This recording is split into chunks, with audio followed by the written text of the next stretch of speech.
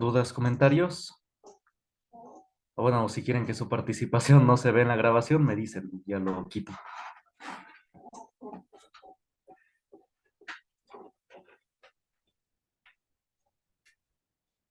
¿Dudas hasta acá?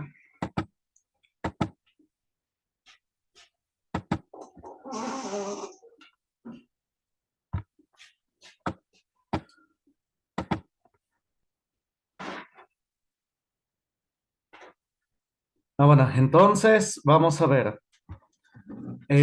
Oficialmente, o más bien supuestamente, tanto marxismo como capitalismo son democráticos, pero no es así. Ambos tienen en común que siempre son unipartidistas, es decir, siempre hay un partido único. Así fue en México durante 80 años. No, pues sí, casi 90 años. No, sí, 80 después de terminar la revolución. Entonces, siempre fue un partido el que gobernaba. Igual con el marxismo en la Unión Soviética, un partido es el que gobernaba con ideología marxista. Entonces, eso es lo que tienen en común. Siempre es un único partido. Y nadie accede al poder si no es miembro de este partido único. Entonces, ambos tienen eso en común. Con un gobierno es ya sea capitalista o marxista, tiene eso en común, que es unipartidista. Bueno, dudas, comentarios. Y es lo que vamos a vivir ahorita en México. Digo, nada más lo voy a hacer así, comentario rápido, porque no quiero que me multen ni nada. Es decir, siempre en toda elección nos hacen elegir, dice acá este autor, entre Coca-Cola o Pepsi-Cola. Es decir, que vienen siendo refrescos negros los dos. Nada más tienen un poquito de diferencia en sabor, pero vienen siendo lo mismo. Así con los partidos o con quienes por quienes se van a votar, por los candidatos o candidatas. Supuestamente son diferentes, pero vienen siendo lo mismo. Entonces realmente no nos dejan elegir realmente libremente. No hay un candidato o candidata que realmente obedezca a los intereses del país, siempre a los de su partido, a los de su ideología, ya sea marxista o capitalista, o neoliberal, como le llaman ahorita. Neoliberal es capitalista, ¿sí? Para que me entiendan. Cuando digan neoliberal es capitalismo, nada más que con otras palabras y otros tintes. Pero viene siendo eso. Y cuando digan izquierda es marxismo. O progresista. Progresista es marxismo, ¿sí? Entonces así para que se entienda sobre todo esto que vamos a vivir. Cuando digan progresista es marxista, es sinónimo. Y cuando digan neoliberal es capitalista, es su sinónimo, ¿sí? Bueno, entonces para que así se entienda. Le van cambiando las palabras para que para según hacernos creer que los tiempos han cambiado y que ya no es marxismo, capitalismo. Y nada más le ponen otras palabras como progresismo o neoliberalismo. Pero viene siendo lo mismo. Bueno, ¿dudas hasta acá?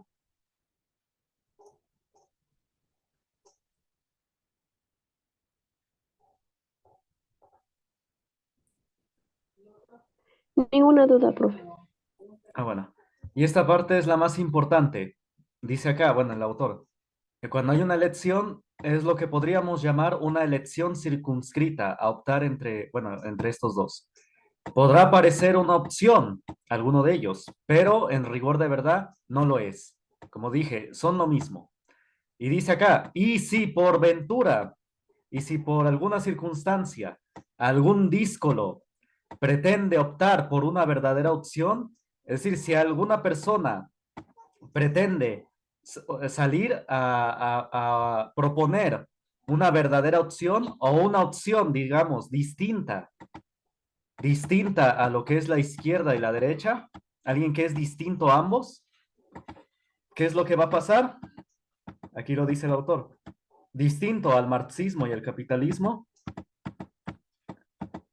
aquí lo dice el autor. Por un rico mate cocido, para seguir con nuestro ejemplo, bueno, los anticuerpos dogmáticos del sistema automáticamente lanzarán sus rayos desde, bueno, un poco poético, desde el Olimpo del templo liberal, declarando tal opción como anatema, o sea, como antidemocrática. ¿Qué quiere decir esto? Todo lo que dijo el autor. Miren, cuando sale un tercero o una tercera, digo, no importa, saben que me refiero, no importa si es varón o mujer, ¿no? Se entiende que es el genérico, el plural genérico. Si sale un tercer candidato que es distinto a estos dos, a marxismo o capitalismo, automáticamente ambos van a lanzar todos sus ataques contra esa tercera opción. Lo van a destruir, lo van a atacar, lo van a tachar de antidemocrático, de fundamentalista, de homofóbico, de machista, de etcétera, todo lo peor. Le van a decir de lo peor, de neoliberal o de capital o de lo que sea, le van a tachar de lo que de lo peor, de que debe ser prácticamente destruido y desterrado del país, prácticamente. Entonces, eso es lo que pasa. Cuando hay una verdadera opción, un verdadero, digamos, una persona que piensa realmente, será atacado y destruido, a ver, en muchas ocasiones, por estos dos. Ahora sí, esto es cuando les digo que son amantes. Ahora sí se van a unir y van a destruir a este tercero, que es diferente a ellos dos. Es lo que ha pasado en la historia siempre. Eso pasó en la Segunda Guerra Mundial. Y esto pues sigue pasando en las elecciones. Siempre que sale un tercero, es atacado por ambos. Y es lo que vamos a vivir en México, en estos, a partir de ahorita ya, de prácticamente ya está el escenario. Digo, no menciono ni candidatos ni nombres porque, porque todavía no es tiempo, capaz que me multan. Pero sí, este es el escenario que se va a vivir y que estamos viviendo y que siempre se ha vivido en la historia, siempre. Es una constante. El autor habla ya de manera irónica, de manera poética, dice los rayos del Olimpo. Es decir, el Olimpo es donde estaban los dioses griegos. Es como decir precisamente que desde el gobierno de ambos, marxista y capitalista, van a lanzar toda su maquinaria para destruir a esta tercera opción, ¿sí? A esta opción verdadera. Y le llaman de lo peor, antidemocrática y puntos suspensivos, lo demás, machista, homofóbico, ¿cómo? Retrasado, lo que sea, conspiranoico, todo lo que oímos, ¿no? Entonces es lo que pasa. Y efectivamente, y esta tercera opción no tiene el aparato del dinero. Es decir, ambos partidos tienen la maquinaria del dinero, porque reciben los recursos, ¿no? Del gobierno. No importa quién esté, le da dinero tanto a los de izquierda como a los de derecha. Entonces tiene toda esa maquinaria del dinero. Uno no puede llegar al poder porque no tiene el dinero. Por ejemplo, cuando Donald Trump fue candidato presidencial, digo, ya lo conocen todos, ¿no? En el 2016, sí, en 2016, le, le preguntaron en una entrevista, no, más bien le dijeron en una entrevista que para ser candidato debe tener, ¿cuánto? 10 millones, creo, de dólares, o 10 o 100, no me acuerdo cuánto.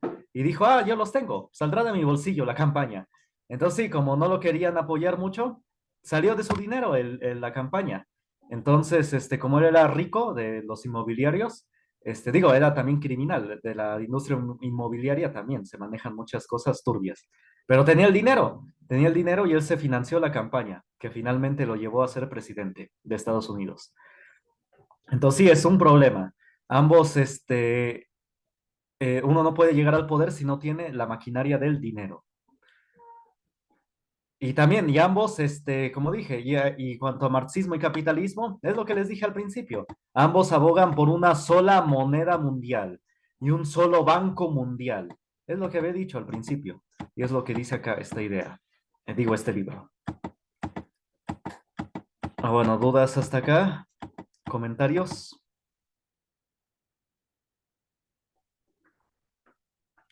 Y lo dice el autor, aquí lo aclara. Aunque se enojen algunos, digo, que vean el video, porque veo que mis videos luego los ven otras personas. El marxismo jamás fue otra cosa que un burdo capitalismo de Estado. Ahí está, el marxismo también es capitalismo, pero es un capitalismo de Estado. Ahí está, entonces vienen siendo, dice lo que explica por qué jamás cuestionó este paradigma fundamental capitalista respecto de las funciones del dinero. El marxismo jamás ataca o toca esta cuestión del dinero, de cómo debe ser manejado o cómo deben ser los intereses del banco. Nunca los ataca, nunca ataca a los altos intereses. Más bien aboga por un banco mundial, una sola moneda mundial y un solo banco mundial. Y eso lo dice Marx, lo dice Marx. Entonces, en eso son lo mismo. y en muchas cosas. Bueno, dudas hasta acá, comentarios.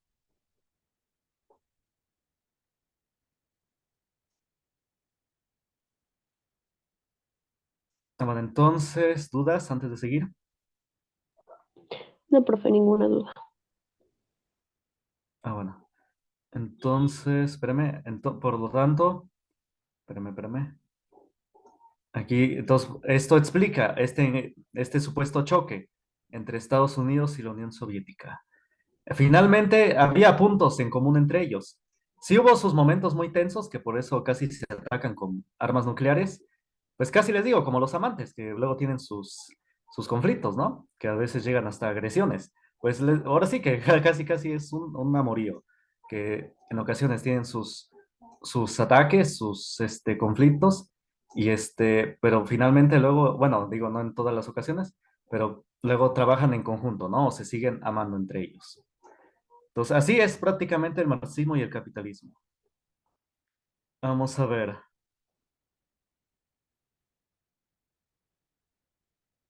Espérame, es que aquí había un buen resumen de esto de la Guerra Fría. Bueno, si no, ahorita lo encuentro. Bueno, entonces, pero mejor eso para concluir. Bueno, entonces, sigamos. Bueno, y esto impactó al resto de los países. ¿Cómo? No solamente con conflictos armados. Porque, ¿qué pasó? Los países debían, precisamente lo que les estoy diciendo, elegir un bando, o ser marxistas o ser capitalistas. Se les obligó a la mayoría de los países del mundo elegir un bando, ser uno o el otro, o marxista o capitalista. Y por eso muchos países fueron partidos a la mitad, literalmente. Corea, como lo vamos a ver ahorita más adelante, fue partido y sigue actualmente en Corea del Norte y Corea del Sur, porque Corea del Norte es marxista y Corea del Sur capitalista. Así, esto impactó directamente en los países. En Vietnam también fue partido entre Vietnam del Norte y Vietnam del Sur. Y lo mismo, el norte capitalista y el sur, el norte marxista y sur capitalista. Alemania también fue partido con el muro de Berlín. El lado occidental, digo casi un poco paradójico, el lado occidental a la izquierda era el lado capitalista y el lado oriental a la derecha, el lado marxista. Entonces, digo, él fue del lado derecho porque estaba con cercanía a la Unión Soviética, por eso. Entonces, Alemania también fue partido después de la Segunda Guerra Mundial entre marxismo y capitalismo. Y el resto de los países que no fueron partidos a la mitad, como Corea, Vietnam y Alemania, fueron partidos en su ideología. La ideología marxista se penetró en los países, como en México, y fue enseñado lamentablemente en las universidades. Y esto incluso lo dice José Vasconcelos. Lamentablemente el marxismo se enseña en las universidades. Y dice que, lo dice José Vasconcelos en su libro de Ética, que esta ideología marxista solamente se le pone a los países atrasados, que se les quiere mantener en un atraso. Entonces sí, quizás por eso tampoco avanzamos porque o nos obligan a tener ideología marxista o capitalista. Y sus hijos, que son el feminismo, la ideología de género, el LGBT y todo eso, que vienen siendo los hijos del marxismo, o de ambos, del capitalismo. Entonces, digo, no critico a los que tienen orientación homosexual, sino los grupos. Esos grupos manipulan mismo a sus miembros. Mismo hay gente que es de orientación homosexual que ha dicho que ese grupo LGBT no lo representa. Pueden ver a Milo Yiannopoulos, uno que siempre dijo que él se declaraba homosexual y decía que esos LGBT no lo representaban, que eran una bola de locas, decía que debían volver al closet. Bueno, eso decía él. Pero el punto es que cuando critique al feminismo o a la ideología de género, no critico ni a las mujeres ni a los de orientación homosexual, sino a esos grupos, a estas ideologías. Es muy distinta la ideología a las personas, ¿sí? Esa es otra trampa mental que nos ponen, que el feminismo es las mujeres prácticamente, pero es mentira, ¿no es así? Igual la ideología de género o el LGBT son todos los de orientación homosexual. Y es mentira, no es así. Entonces, criticar una ideología no es criticar a las personas, ¿sí? Por las cuales se dirige. Bueno, eso es importante aclararlo para que no crean que soy o que machista o que homofóbico, etcétera. ¿Sí se entiende? Bueno, eso es para otra discusión. Bueno, igual si lo quieren tocar, lo tocamos, no hay problema. Y sin problemas, no es parte de su calificación. Sería un debate, pues, normal, sano, sin que impacte en calificación ni en nada. Ahora sí, una charla normal. Bueno, ¿dudas, comentarios hasta acá?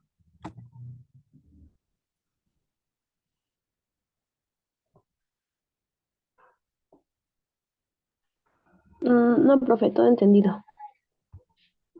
Bueno, entonces, continuemos. A ver, voy a checar el chat, a ver si hay alguien. Bueno, entonces dice, describe brevemente. Bueno, entonces vamos a seguir con esta idea, nada más que vamos a ver ciertos hechos también importantes, que fueron parte de la Guerra Fría.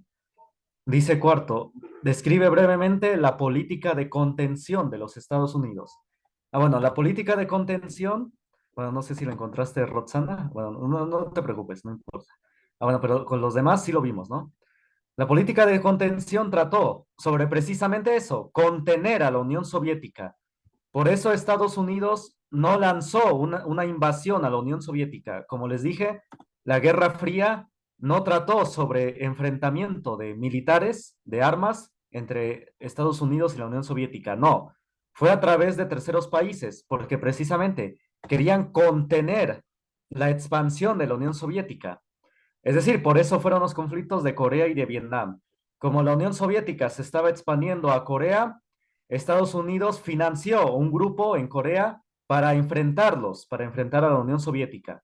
Es decir, mercenarios prácticamente. Y también la Unión Soviética para expandirse contrató sus mercenarios. Y también alborotaron ambos a la población, etcétera. Y por eso fue la guerra de Corea. Entonces, ambos países les pagaban a grupos para que se enfrentaran. Eran, digamos, sus soldados, sus mercenarios, que eran de otro país. ¿Sí me entienden? No fueron sus soldados en sí de la Unión Soviética, sino que la Unión Soviética contrató sus mercenarios y Estados Unidos también contrató sus mercenarios. USA, United States of America, URSS, Unión de Repúblicas Socialistas Soviéticas, contrataron sus propios mercenarios para que se enfrentaran. Y así fue y eso es lo que fue la guerra de Corea de Vietnam. Y les daban armamento y todo, y logística militar y todo. Entonces, ellos no se enfrentaron directamente, sino fue a través de grupos.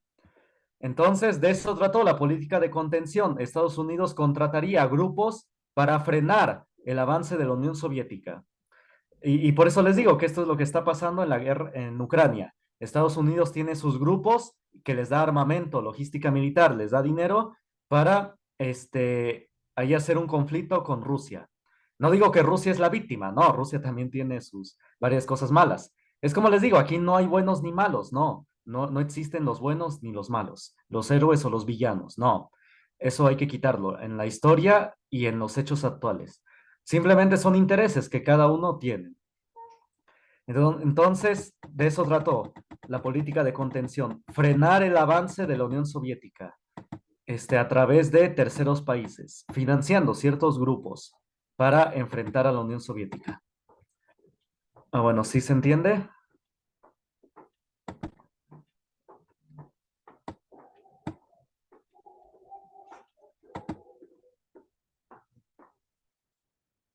Bueno, entonces sigue 5. ¿Cuál es el nombre de la línea fronteriza que dividió a Corea en Corea del Norte y Corea del Sur? Bueno, esto lo dicté. Es el paralelo 38. Esto lo tuvieron bien todos. El paralelo 38. Muy bien. Entonces, esa fue la línea que partió y sigue partiendo actualmente a Corea del Norte y Corea del Sur. El paralelo 38. Bueno, ¿dudas hasta acá? No, profe, ninguna. Bueno. Luego, 6, nombre del arma química utilizada por Estados Unidos durante la guerra de Vietnam. Se llamó efectivamente, lo tuvieron bien la mayoría, el agente naranja.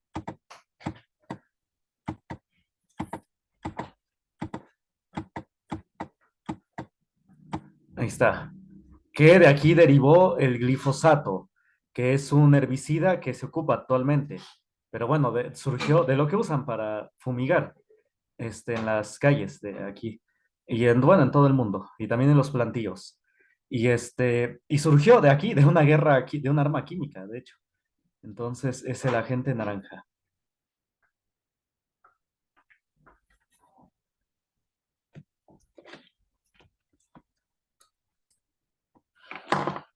¿Dudas hasta acá? ¿Comentarios?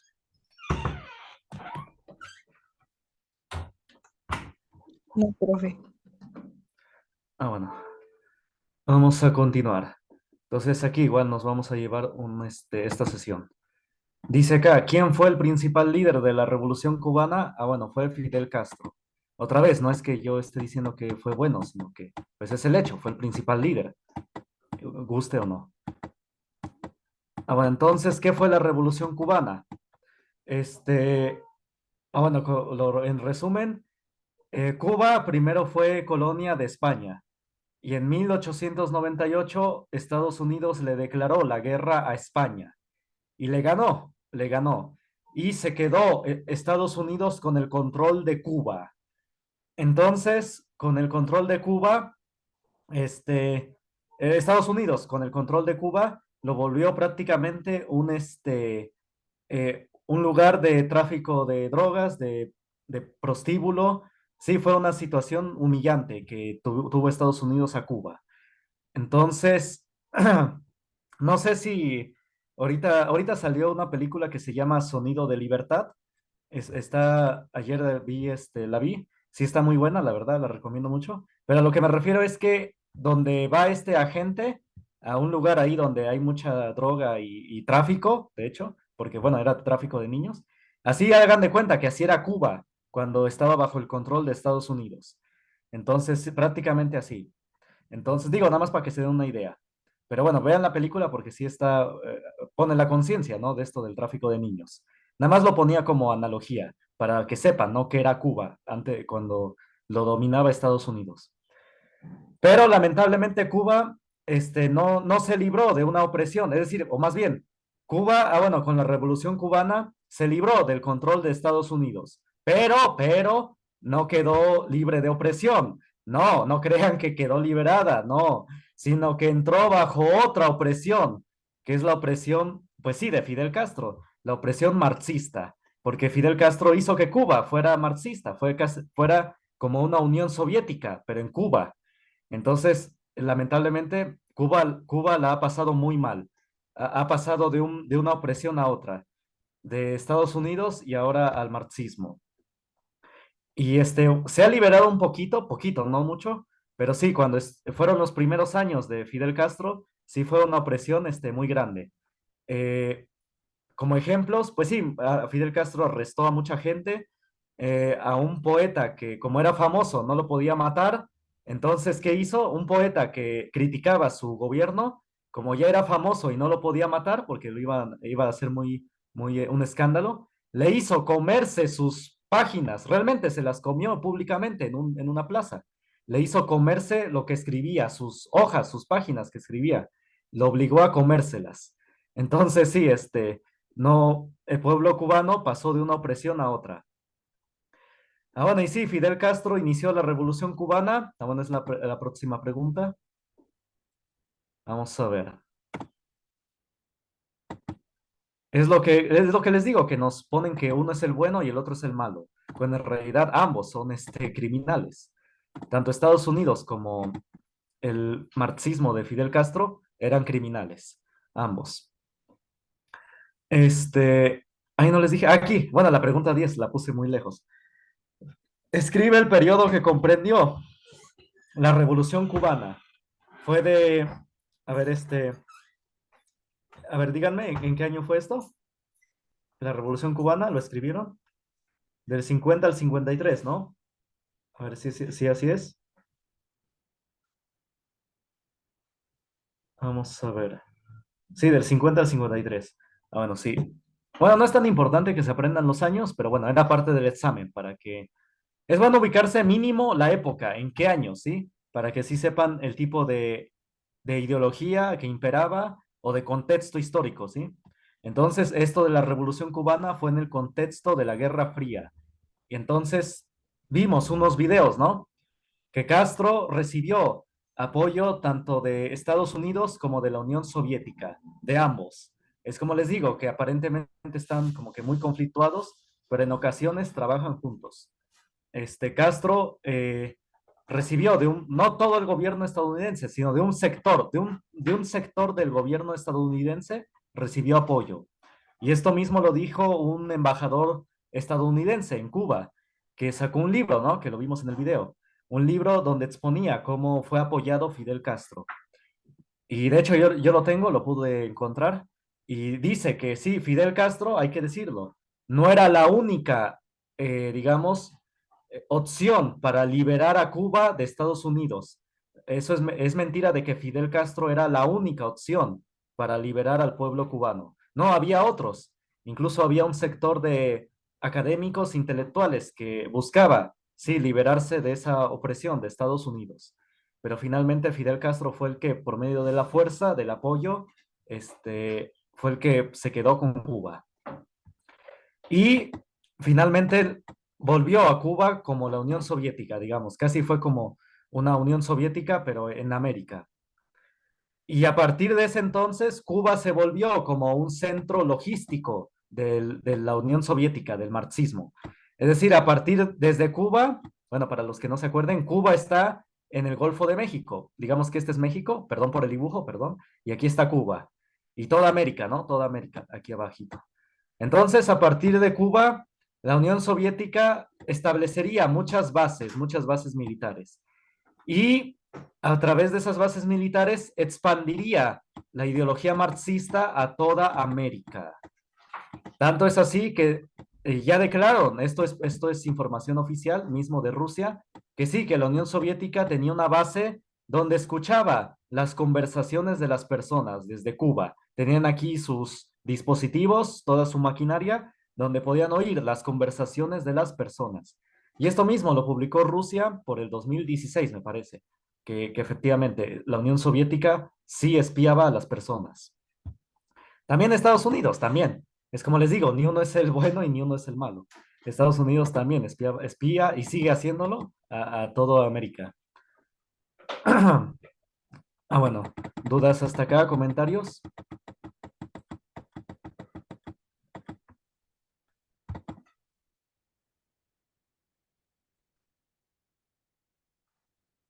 No, profe, No, profe. ninguna duda.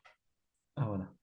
Sí, por eso es a veces importante leer algunas noticias porque como ya pasaron muchos años de estos eventos, ya los países, tanto Estados Unidos como Rusia, publican lo que pasó. Ya como no les afecta lo que ahora, la verdad de lo que pasó, ya lo publican, ya dicen, efectivamente, esto pasó. Lo que sospechaban, que decían de nosotros, sí, resulta que sí era cierto. Entonces, no con todo, pero sí, con algunas cosas. Bueno, entonces, luego sigue. Este, Periodo que comprendió la Guerra de Corea. No, esta fue del 50 al 53, la Guerra de Corea. Periodo que abarcó la Guerra de Vietnam. Fue a ver, recuérdenme, fueron varios años, ¿no? Del 48 al 73, ¿no? A ver, ahí tienen su examen.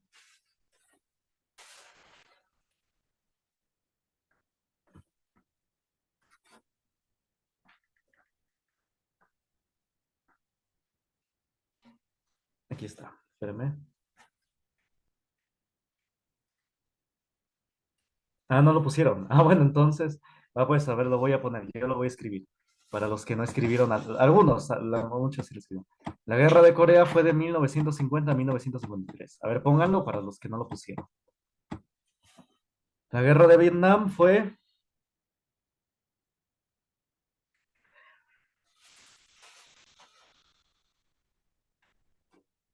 Espérame, esto es a cuestión de debate, porque muchos ponen varios periodos.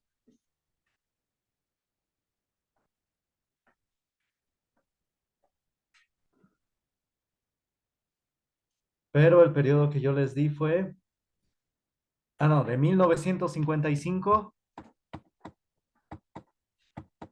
a 1975, cuando ya Estados Unidos dejó Vietnam.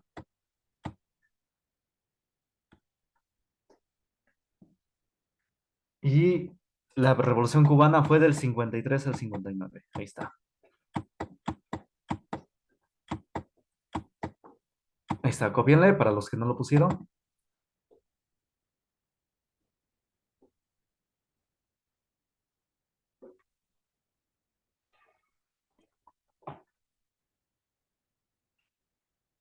Bueno, Vietnam igual la ha pasado muy mal.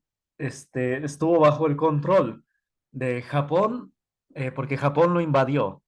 Japón invadió Vietnam. Derrotado Japón después en la Segunda Guerra Mundial, Japón pasó del control perdón, Vietnam pasó del control de Japón al control de Estados Unidos. Entonces, en ese contexto surgió la guerra de Vietnam.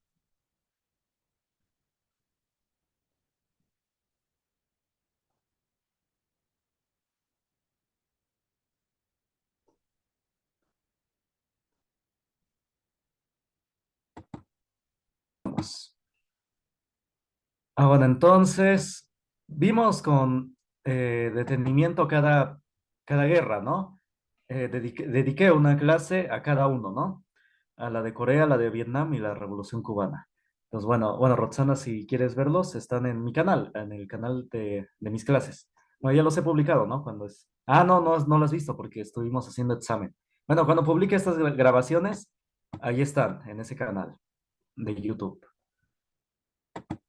Entonces, continuemos. Lo di que el de Corea, sí, en julio, fue en la clase de julio. Pero no crean que son muchos, sino que ya ven que son por días. Entonces nada más bájenle, creo que después de 20 videos o 30 y ya llegan a la clase de julio. Me acuerdo que es en julio porque en julio, 28 de julio, se conmemora, bueno, para los coreanos, la terminación de la guerra de Corea. Se cumplieron justo 60 años ¿cómo se dice? De la declaración de amnistía. En Corea en sí no ha terminado la guerra oficialmente, sino que quedaron en un periodo de pausa. Se le llama amnistía. Es decir, que por el momento no nos vamos a atacar, no nos vamos a matar. Quedaron en un periodo de pausa que ha durado 60 años. En sí, oficialmente no declararon la paz, no, sino que declararon un periodo de pausa, de pausa de la guerra, que ha durado 60 años. Por eso es que muchas noticias sobre Corea, porque dicen que en cualquier momento podría estallar. Bueno, no lo creo, pero sí, quedó en un periodo de pausa la guerra de Corea. Bueno, que ya duró mucho tiempo. Bueno, entonces dice, menciona a las personas que diseñaron la política de contención de los Estados Unidos.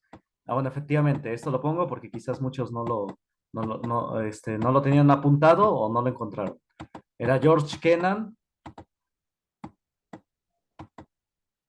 y Paul Nitze.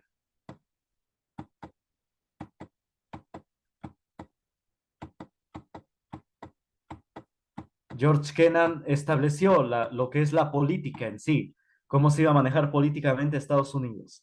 Y Paul Nitze lo complementó con estrategias militares. Bueno, George Kennan fue como en lo político y en lo económico,